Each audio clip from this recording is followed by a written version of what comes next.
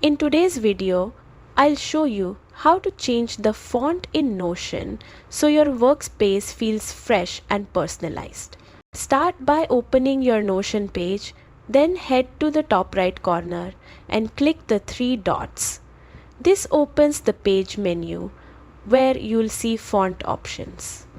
You can choose default, which is clean and simple, serif, which gives a classic elegant look, or mono, perfect if you want that typewriter or developer feel. Each choice updates instantly so you can test them out and see what feels right for your workflow.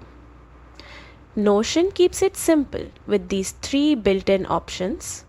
But if you're looking for more customization, you can explore third-party tools for extra font styles, and that's it.